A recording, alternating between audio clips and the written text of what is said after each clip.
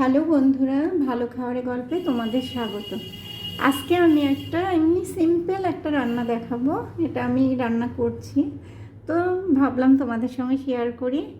এই যে এটা হলো গাটি কচু।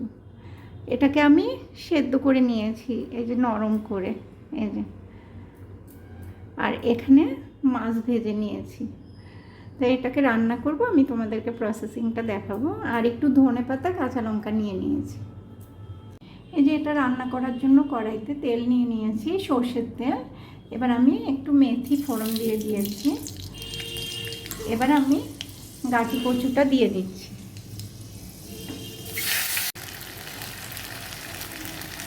এখানে আমি আন্দাজ মতো একটু নুন দিয়ে দিলাম,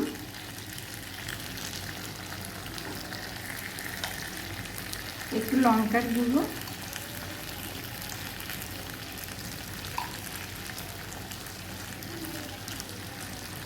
আর অল্প করে হলুদ দিয়ে দিলাম, কারণ গাটি কচুটা সেদ্ধ করার সময় হলুদ দিয়েছিলাম। এবার আমি এখানে মাছগুলো দিয়ে দেবো।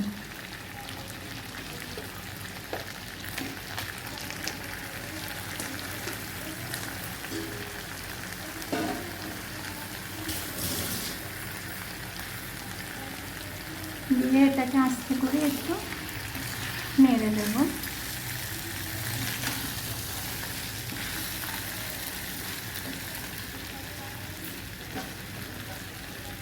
আর অল্প করে একটু জল দিয়ে মাছটাকে একটু কষতে দেব।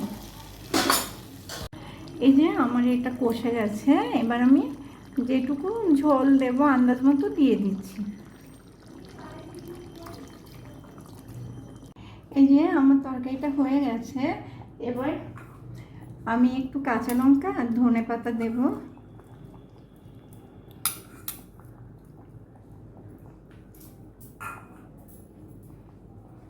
আর অল্প করে একটু গোলমরিচের গুঁড়ো ছড়িয়ে দিচ্ছি।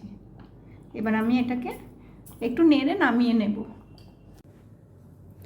এই যে বন্ধুরা, আমার এই যে তরকারিটা হয়ে গেছে গাটি কচুর। তো এটা খেতে অনেক টেস্টি হয়, এটা ভাতের সঙ্গেই খেতে ভালো লাগে। তো তোমরাও ট্রাই করো, তোমাদেরও নিশ্চয়ই ভালো লাগবে। আর আমার রেসিপিটা যদি ভালো লাগে ফলো করো। থ্যাংক ইউ বন্ধুরা।